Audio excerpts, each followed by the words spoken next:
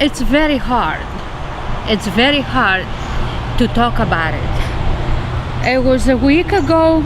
Today is Tuesday? Yeah. Yeah. It was a week ago today, around 2 a.m. in Greece. I have a nephew who's very dear to me. His name is Yiannis, and he's in the Special Forces. He's the Green Beret, okay? He's about 6'2" and weigh 110 kilos. That's 220 pounds, but that's muscle.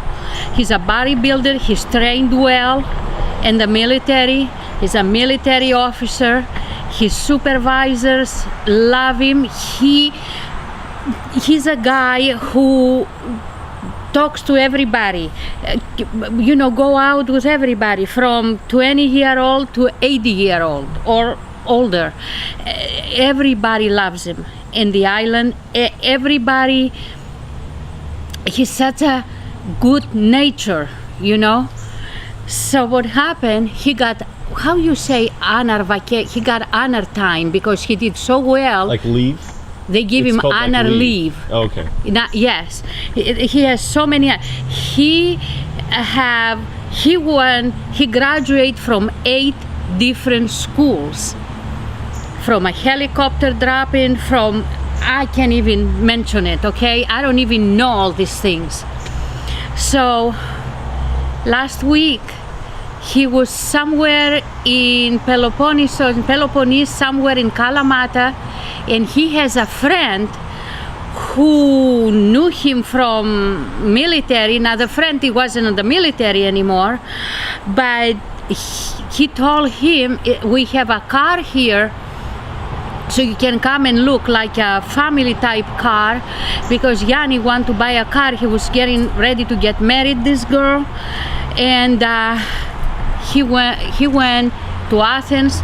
He met his girlfriend and they went to Kalamata, and it was about 11:30, approaching midnight, and his friend called him and he said, Yiannis, won't you come? We're going to check a car. So what happened, the friend had some differences with the killers. So okay, Yiannis said okay. So they went about 5 kilometers, and they were close to the town. So the killers wait there for them and says, well, the car is about few kilometers down. They follow on the motorcycle, and instead 5, 6, or 7 kilometers, they went far out 17 kilometers. I don't understand. They were smart men. We're talking about midnight or after midnight. Where you think you're going? Where you going? Don't you see it's wild place there, places you don't know? Just turn around and leave, for God's sakes.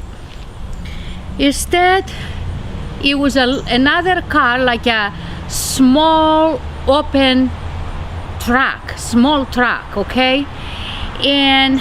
Or a van, but it was open. I don't think it was a van, it was a truck. These two, there were 2 teenagers who saw these humongous guys. Yiannis is like, they call him the benevolent giant. So what, we don't know everything yet, because these 2 jerks, they cover for each other, and supposedly one started running that way and the other one ran into the car, and then Yiannis and his friend realized something is not right here. They turn around to go to their motorbike, and these killers, cold, calculated killers, they shot him with hunting gun, which is the bullets, it was like the bullets you kill the wild pigs, okay? Can you imagine? Then they shot Yiannis in the back. He got 4 bullets on the back, but he was very much alive because he had so much muscle. He turned around to grab them and they shot him on the forehead. I'm not sure about the other guy, but I think he died first. I mean, Yiannis, he's a volunteer. He was helping all the old folks in the town. He was just the town's helper. That's his heart is gold. And they killed them. What they did? What do you think they did? Yiannis, 220 pounds, you know, dead body can be 300 pounds. They tied him up and the other guy, and they slid the bodies and they threw him over the cliff, which is the cliff is the people there, they are throwing dead animals and they burn them so they don't smell bad. They left, they make the motorbike disappear, and they went, supposedly they went home. This girl, she was calling Yiannis up to 1:30 and she was talking to him constantly. 1:30 was the last time they spoke, and Yiannis said, I'm on my way. I'm on my way. It won't be long before I come back. After it was sometime 3 o'clock, and she called, the phone ring one time, and that was it. They were done. He didn't answer. 3:30, the phone was off. The cell phone was off. She was waiting, and around 6:30 or 7 a.m. in the morning, she went to the police and she declared them gone, disappeared. They don't know. So the police, because she's a military officer, they ran around the area and they spot them. They spot them with the cameras on the cliff. They couldn't look down, but in the camera they saw 2 heads, 2 bodies down. It was about Tuesday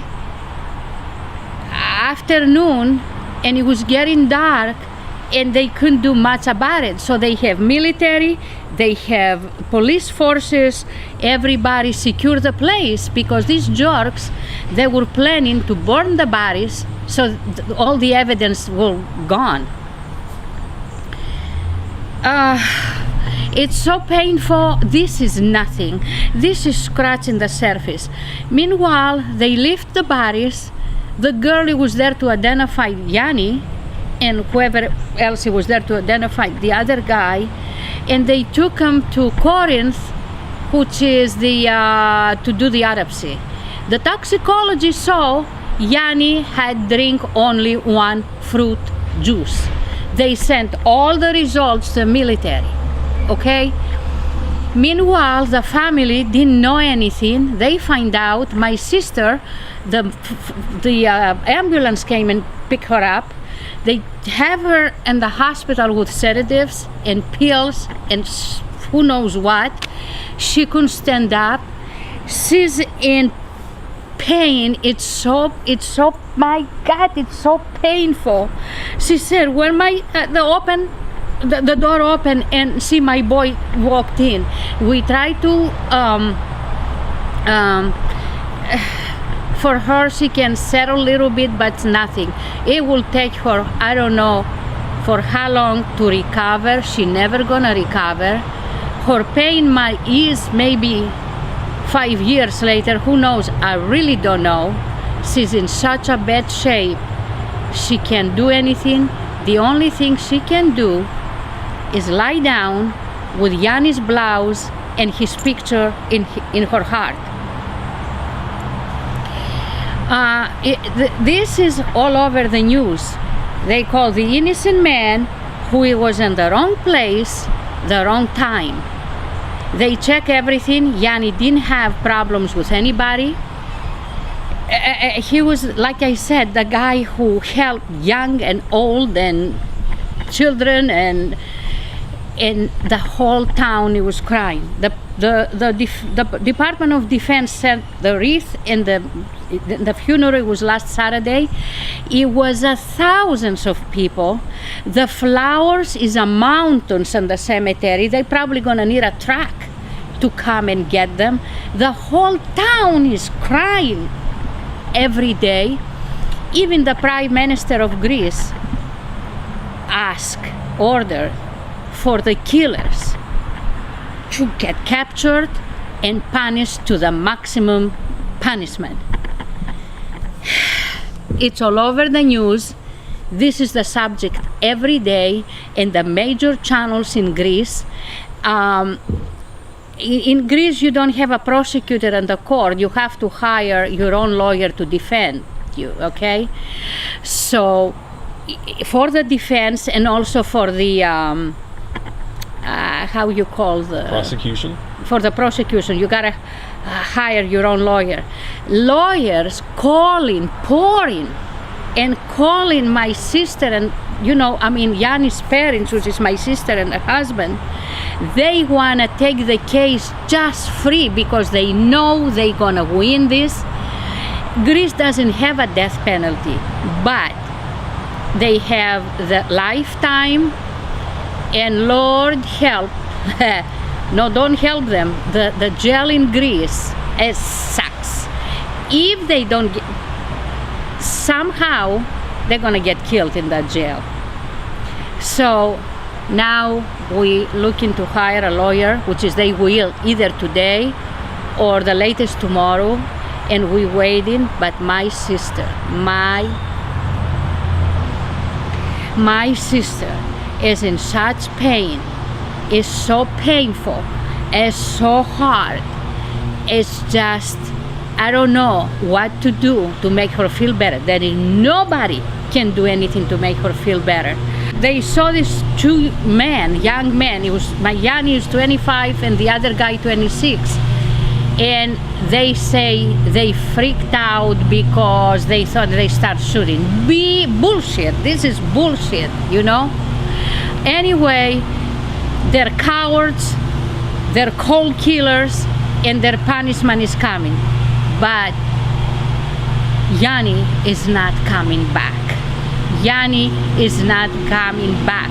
The bottom line is Yiannis is not coming back. We are in agony, and my sister, Yiannis' mother, she's gonna be with that burn in her heart forever. How the hell you shot someone in the back? How you do that? Especially innocent men, military men. And you know what they say? 19 and 18-year-old. How can put Yiannis down who Yiannis can put down 10 men? And they say, well, I said, why you kill him? He said, we don't know who he was, and when we see this gigantic guy, we just had to kill him because he was there. Now how? And then they say, well, after what we did, we went home, we slept, and next day we got up and we felt good about it. How you live with that? How can you live like this the rest of your life? What kind of mother can hear all this? What kind of mother can lose her son, the one and only son? It's 3 kids in the family, 2 girls, younger, and Yiannis 25. The firstborn, the one and only son, special man, never done anything to hurt anybody, loving, kind guy. How? I mean, he did such a good job in the military, they gave him honorable leave. And look what happened. How can a mother and a father go on knowing their son, the special man, got hurt like that and go on with their lives? I don't know. The only thing I know, he's not coming back, and I hope these jerks, they get punished to the maximum security. They go to the underground, That's it.